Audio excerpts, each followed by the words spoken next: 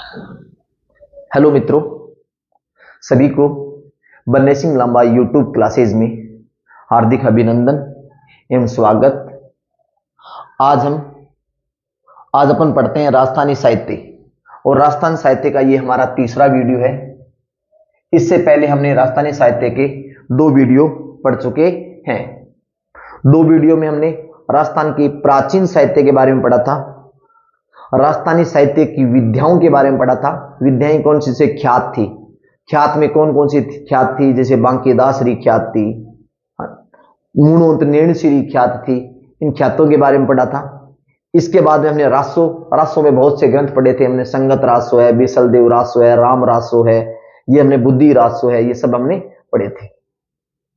इसके बाद हमने वचनिका पढ़ी थी और आज हम इसी श्रृंखला में पढ़ते हैं प्रकाश। ये नहीं, प्रकाश क्या है? ये राजस्थानी विद्याओं में का एक प्रकार है। प्रकाश राजस्थानी जो साहित्य की विद्याएं है ना, उनका एक प्रकार है प्रकाश। प्रकाश का मतलब होता है किसी व्यक्ति विशेष की जीवनी, उसकी उपलब्धियों का वर्णन किया जाता है, उस व्यक्ति विशेष की विशेष घटनाओं का वर्णन होता है। जैसे हम पढ़ते हैं यहां राजप्रकाश। राजप्रकाश किसके द्वारा लिखा गया ग्रंथ था? किशोरदान। राजप्रकाश किसके द्वारा लिखा गया ग्रंथ था? किशोरदान के द्वारा लिखा गया ग्रंथ था। यह ग्रंथ मारवाड़ के शासक राय सिंह की वीर गाथाओं का वर्णन करता है। इसके बाद हम पढ़ते हैं पाबू प्रकाश। पाबू प्रकाश में क्या पढ़ते हैं? पाबू प्रकाश किसके द्वारा लिखा गया ग्रंथ था? आसिया मोड़जी। कई बार आसिया मोड़जी या मोड़जी आसिया एक ही बात है, आगे पीछे कर दिया। आसिया मोड़जी या मोड़जी आसिया के द्वारा लिखा ग्रंथ है। पाबू जी कौन थे? पाबू प्रकाश कौन? पाबू जी। पाबू जी की जीवन गाथाओं का वर्णन करता है, पाबू के जीवन चरित्र के ऊपर वर्णन करता है। कौन सा ग्रंथ? पाबू प्रकाश। तो ये आसिया मोड़जी के द्वारा लिखा गया ग्रंथ था। इसके बाद में पढ़ते हैं सूरज प्रकाश। सूरज अपने आप में तेज था और कर्ण भी अपने आप में क्या था? तेज था। तो सूरज को कर्ण से जोड़ लेना, सूरज कर्ण, सूरज के कर्ण। तो सूरज प्रकाश किसके द्वारा लिखी गई थी? कर्णिदान के द्वारा लिखी गई थी। और ये कर्णिदान किसके दरबारी कवि थे? अभय सिंह के दरबारी कवि थे। और इसी सूरज प्रकाश में अभय सिंह और गुजरात के सुल्तान सरदबुलंद खां के मध्य हुए युद्ध का वर्णन मिलता है। ये इस प्रकार से हमने प्रकाश में 3 ग्रंथ पढ़े हैं।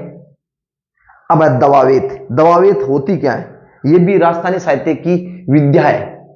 दवावेत में उर्दू और फारसी के श्लोक होते हैं और किसी व्यक्ति की प्रशंसा में पढ़े जाते हैं। किस भाषा में होते हैं ये प्रश्न? ये दवावेत होती क्या है? उर्दू और फारसी। ये प्रश्न यही आ सकता है वैसे, यानी उर्दू और फारसी की शब्दावली होती है दवावेत। और किसी व्यक्ति विशेष के प्रशंसा में दोहे गाए जाते हैं, दोहे सुनाए जाते हैं। इस प्रकार से विद्याओं में हमने पढ़ा था। और भी विद्याएं मर्सियां हैं, उनमें कोई विशेष किताब है नहीं। वात है, वात का मतलब बात होती है। एक बार ये प्रश्न है, वात से क्या तात्पर्य? वात का मतलब कहानियां, बात। ठीक है। अब इसके बाद हम पढ़ते हैं राजस्थान का मध्य साहित्य, मध्यमकालीन साहित्य। प्राचीन काल हम पढ़ चुके हैं, अब हम पढ़ते हैं मध्यकाल। मध्यकाल के बाद हम पढ़ेंगे आधुनिक काल। आधुनिक काल का हमारा ये लास्ट तीसरा वीडियो होगा, चौथा वीडियो होगा। उसके बाद थोड़ा बहुत जो बचे हुए कुछ हमारी इस श्रृंखला में 5 वीडियो बढ़ेंगे। 5 वीडियो पढ़ने के बाद आप साहित्य से संबंधित किसी भी प्रकार के प्रश्न को हल कर पाओगे। कानड़दे प्रबंधन। कानड़दे प्रबंध किसके द्वारा लिखी गई है? ये किस के आपने पढ़ा हुआ? कानड़दे प्रबंध लिखी थी पद्मनाभ के द्वारा। ठीक है, पद्मनाभ के द्वारा लिखी गई थी कानड़दे प्रबंध। पद्मनाभ किसके दरबारी कवि थे?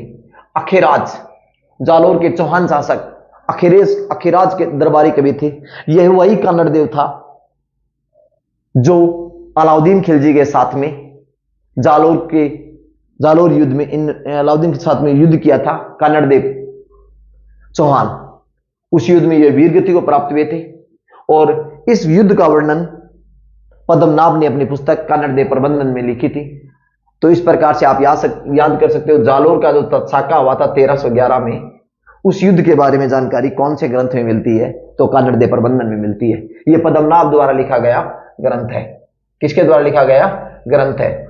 बताते इस ग्रंथ में जो फिरोजा और विनमदेव के बीच में जो प्रेम गाथा है ना, उसका वर्णन भी किया गया है। तो इस प्रकार कानड़दे प्रबंधक को आप कानड़दे से याद कर लेना। जालोर का शासक था किसके द्वारा लिखा गया ग्रंथ था? कन्नड़ प्रबंध पद्मनाभ के द्वारा लिखा गया ग्रंथ था। इसी प्रकार हम आगे पढ़ते हैं राव जेत सिंह रोछंद। राव जेत सिंह रोछंद, राव जेत सिंह रोछंद की ये क्वेश्चन कई बार पूछा। जेत सिंह बिट्ठू सुजा, राव जेत सिंह ग्रंथ का रचयिता कौन है? बिट्ठू सुजा है। और ये वही जेत सिंह है, बीकानेर के शासक हैं जेत सिंह। कौन है? बीकानेर के शासक राव जेत सिंह। और बाबर का पुत्र था कामरान। बाबर का पुत्र कौन था? कामरान। राव जेत सिंह वर्सेस अजमेर के शासक, बीकानेर के शासक राव जेत सिंह के मध्य हुए युद्ध का वर्णन राव जेत सिंह रोछंद में मिलता है। इसका वर्णन किया था बिट्ठू सुजा ने, जो राव जेत सिंह के दरबारी कवि थे। इसी प्रकार आगे पढ़ते हम। आला जालारी कुंडलियां और हरिरस, ये आया था हरिरस, किसके द्वारा लिखा गया? और 2016 की मेंस एग्जाम में आई थी। आला जालारी कुंडलियों के बारे में लिखिए। तो आला जालारी कुंडलियां और हरिरस के रचयिता कौन है? ईश्वरदास बारठ। ईश्वरदास बारठ। आला और जाला री कुंडलियां। आला कौन था? जस्सा जी थे। और झाला कौन था? आला जस्सा जी झाला राय सिंह के मध्य वे युद्ध का वर्णन मिलता है आला जालारी कुंडलियां में। ये वीरता पूर्वक ग्रंथ है, वीर गाथाओं से वर्णित ग्रंथ है। हरिरस एक भक्ति ग्रंथ है। हरिरस, हरि का मतलब होता है भगवान, और हरिरस एक भक्ति ग्रंथ है। अच्छी तरह आप इसको, ये दोनों ग्रंथ किसके द्वारा लिखे गए? ईश्वरदास बारठ के द्वारा लिखे गए, जहां आला से तात्पर्य जस्सा जी और झाला से तात्पर्य राय सिंह। तो आला और झाला से क्या तात्पर्य है? तो ये प्रश्न पूछ सकते हैं, आज तक पूछा नहीं गया। ये पूछा हुआ है आला जालारी कुंडलियां किसने लिखी थी? आला जालारी किसने? ईश्वरदास बारठ ने। हरिरस भी किसने लिखी थी? ईश्वरदास बारठ ने।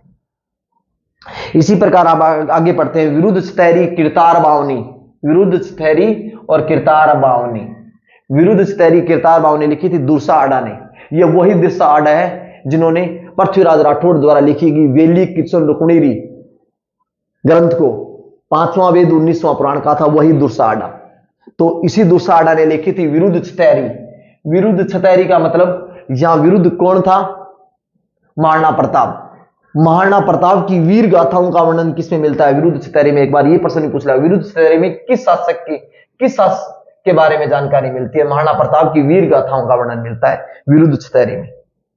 किरतार बावनी, किरतार बावनी यानी किरतार बावनी किसका वर्णन मिलता है? उस समय के किए हुए कार्यों का, किरतार किए हुए कार्यों का वर्णन, सामाजिक राजनीतिक परिवेश के बारे में जानकारी मिलती है। उस समय महाराणा प्रताप के दुर्सा आडा ने यह ग्रंथ लिखा था। एक इनका एक अन्य ग्रंथ है जो पिछले दिनों नाम है, जो एग्जाम हुई थी कौन सी कॉलेज लेक्चर की, उसमें यह प्रश्न पूछा गया था। झूलना राव अमर सिंह गज सिंह गोत्रा, गज सिंह गोत्रा, झूलना राव अमर सिंह गज सिंह गोत्रा, ये एक अन्य ग्रंथ था दुर्सा आडा का। यह ग्रंथ भी आप अच्छी तरह याद कर लेना। झूलना राव अमर सिंह गज सिंह गोत्रा, तो यह ग्रंथ किसका है? ये दुर्सा आडा के। दुर्सा 3 ग्रंथ याद कर लेना आप।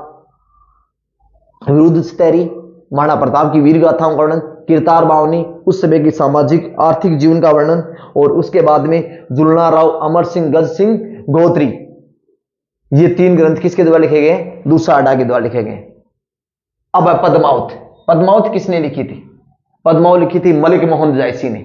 मलिक मोहन जायसी ने कब लिखी थी? एक बार ये क्वेश्चन आ गया था, 1540 में लिखी गई थी।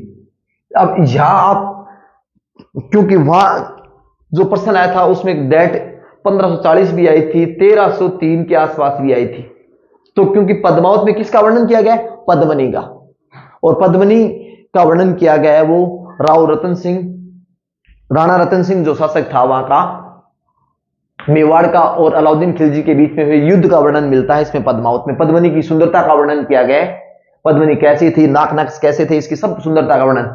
तो ये बात होती है 1303 की, और ये वर्णन करता है 1540 में। इसका मतलब ये 200 साल बाद में लिखा गया ग्रंथ था पद्मावत। तो मलिक मोहन जायसी के द्वारा लिखा गया पद्मावत ग्रंथ कब लिखा गया था? 1540 में लिखा गया था। पद्मावत किसने लिखी थी? मलिक मोहन जायसी ने लिखी थी। यह मलिक मोहन जायसी ने पद्मावत में अलाउद्दीन खिलजी और राणा रतन सिंह के बीच में हुए युद्ध का वर्णन मिलता है। इन के बीच में साथ साथ में पद्मनी की सुंदरता का, प्रबंधी के राव रतन सिंह के प्रेम व्याख्यान का वर्णन भी इसमें देखने को मिलता है। हमीर हट और सुरजन चरित्र, ये दोनों साथ याद करो। हमीर हट सुरजन चरित्र किसके द्वारा? चंद्रशेखर। हमीर हट सुरजन चरित्र, चरित्र चंद्रशेखर, चंद्रशेखर, जिसके ऊपर शिखर के ऊपर चांद, मतलब सिर के ऊपर गया वो चांद हो, वो उसके अंदर ही हट रह सकता, उसको भी उसका चरित्र ही मजबूत हो सकता है। तो आप हमीर हट, आपने हमीर के बारे में, हमीर कहां का शासक था? रणथंभौर का शासक था अमीर देव चौहान, जिसके साथ में प्रथम साका हुआ था अलाउद्दीन खिलजी के साथ में, वह यही अमीर देव चौहान था। अमीर हट सुरजन चरित्र किसके ग्रंथ है? चंद्रशेखर के। अब आगे हम पढ़ते हैं राजरूपक। राजरूपक किसके द्वारा लिखा गया ग्रंथ है? राजरूपक वीर भाण रत्नों के द्वारा। राजरूप, रूप का मतलब होता है उसकी भाण, पहचान। वीर भाण रत्नों, वीर भाण रत्नों के द्वारा राजरूपक लिखा गया था। और राजरूपक में किसका वर्णन मिलता है? राजरूपक वही बात है मैंने बताई थी, अभय सिंह और सर्द गुजरात के सुल्तान सर बुलंद खां के मध्य हुए युद्ध का वर्णन राजरूपक में मिलता है। तो आप थोड़ा सा ध्यान रखना कि किस ग्रंथ में, प्रश्न वहां ऐसे भी घुमा के बोल सकता है, किस ग्रंथ में अभय सिंह और सर बुलंद खां, सुल्तान बुलंद खां के मध्य हुए युद्ध का वर्णन मिलता है। तो आप याद रखना राजरूपक। और किसमें बताया था मैंने? एक करणीदान में बताया था। करणीदान द्वारा लिखा गया ग्रंथ किसमें? सूरज प्रकाश में भी उस युद्ध के बारे में जानकारी मिलती है। गज गुण रूपक या गुण रूपक, केशवदास गांडन। गज गुण रूपक यानी आदमी के रूप किसके आधार पर? उसके गुण और रूपों को, बल्कि के बाल कहते हैं ना, आजकल बाल इतने टकला हो जाता है तो आदमी बालों को क्या करता है, आजकल बाल की थ्रेडिंग कराती है, मतलब बालों को दिखाया जाता है। इसी आधार पे हम किसको याद करते हैं? केशव। केशव का मतलब, केस का मतलब बाल। गुण रूपक आदमी के गुण और रूप को निखारने के लिए वो अपने केशों को क्या करता है? सुधार करता है। तो इस आधार पे हम याद कर सकते हैं केशवदास गांडन के द्वारा लिखा गया था गज गुण रूपक। गुण रूपक, गुण और रूप, गुण और रूप किसके आधार पे? केस के आधार पे निर्धारित होते हैं। मतलब इसके केस को सुंदर बनाने का प्रयास करता है आदमी अपने गुणों को दिखाने के लिए, अपने रूप को दिखाने के लिए। तो आप केशवदास गांडन के द्वारा गज गुण रूपक लिखा गया था। अभ्योदय, अभ्योदय, अभ्योदय लिखा गया था जगजीवन भट्ट के द्वारा। एक बार यह प्रश्न पूछ गया कि किस भाषा में लिखा गया ग्रंथ? अभ्योदय संस्कृत भाषा में लिखा गया ग्रंथ है। जगजीवन भट्ट के द्वारा यह ग्रंथ रचा गया था। अब आगे आते हैं गोगा जी रसावला। गोगा जी की रसावला, गोगा जी की जब राखड़ी बांधते हैं तो वर्षा होती है तब बांधते हैं ना, तो वर्षा का मतलब मेह है, बिट्ठू मेहा, बिट्ठू मेहा। गोगा जी रसावला कैसे याद करोगे? गोगा जी की रसावला मतलब गोगा जी की हम राखड़ी बांधते हैं, गोगा जी रसावला हो जाता है। तो करणी जीरा छंद, पाबू जीरा छंद साथ में याद कर लेना, ये छंद है, ये बिट्ठू मेहा के द्वारा। इसके बाद राठौड़ रतन सिंह रिवेली। राठौड़ रतन सिंह रिवेली किसने लिखी थी? राठौड़ दुद्धा विस्त्राल। क्योंकि आपको पता है कि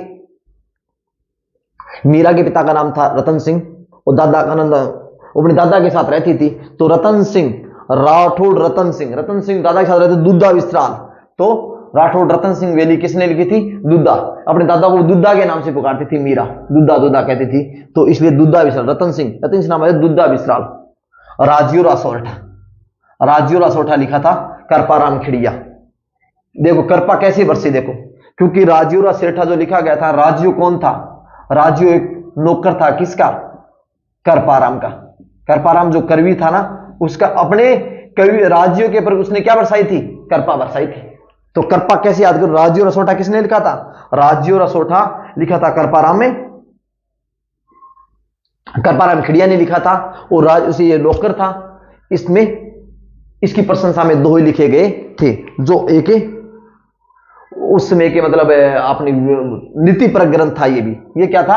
नीति परक ग्रंथ था। अपने नौकर के माध्यम से वह नीतियों का निर्माण कर रहा था, नौकर को सामने रखकर।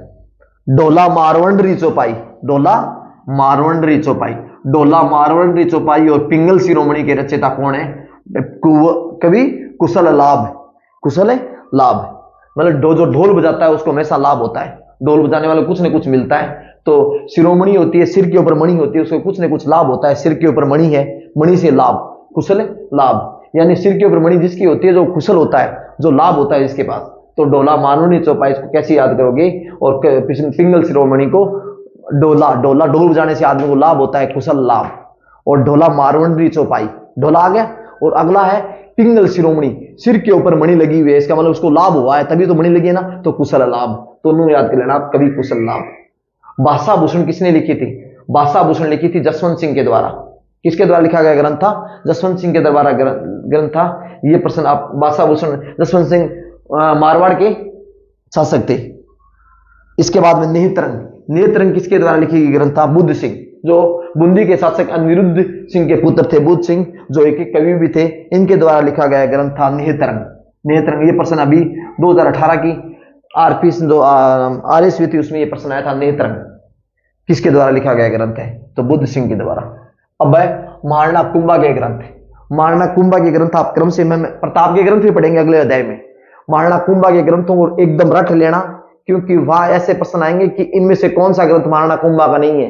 तो अगर उसके सभी ग्रंथ याद होंगे तो ही लिख पाएंगे, कर पाएंगे याद। जैसे संगीत राज है, संगीत राज क्यों कहते हैं? संगीतों का सिरमौर ग्रंथ है ये संगीत राज, तभी संगीत राज। संगीत मीमांसा, सूर प्रबंध, रसिक प्रिया, गीत गोविंद पर टीका और संगीत रत्नाकर है। वहां संगीत रत्नाकर न देकर क्या दे देगा? वो राग रत्नाकर दे देगा। तो राग रत्नाकर पंडित विठल के लिखा हुआ है, जबकि संगीत रत्नाकर किसने लिखा था? संगीत रत्नाकर लिखा था महाराणा कुंभा ने। इस प्रकार से आप सभी ग्रंथ याद करना क्रम से, संगीत राज, संगीत मीमांसा, रसिक प्रिया, सूर प्रबंध, गीत गोविंद पर टीका है ना, और संगीत रत्नाकर। संगीत नाम आ जाए ना तो वो किसका है? महाराणा कुंभा का है। इसी क्रम में हम आगे पढ़ते हैं विग्रह राज चतुर्थ। वो विसल देव था विग्रह राज चतुर्थ, इसको विसल देव भी कहते हैं। अजमेर का चौहान शासक था। विग्रह राज चतुर्थ ने स्वयं ने एक ग्रंथ लिखा था जिसका नाम था, एक नाटक लिखा था हरिकेली। एक बार ये पूछ लिया कि हरिकेली क्या है? नाटक है, क्या है, कहानी है, क्या है? तो नाटक है। हरिकेली नाटक है जो संस्कृत भाषा में लिखा गया था विग्रह राज चतुर्थ के द्वारा। इस प्रकार से हमने राजस्थानी साहित्य का 3रा वीडियो पढ़ चुके। अब अगला वीडियो हमारा रहेगा राजस्थानी साहित्य से संबंधित 4था वीडियो, जो आधुनिक साहित्य से संबंधित होगा। इनको पढ़ने के बाद हमारी चित्रकला शुरू होगी। चलो, धन्यवाद सभी को।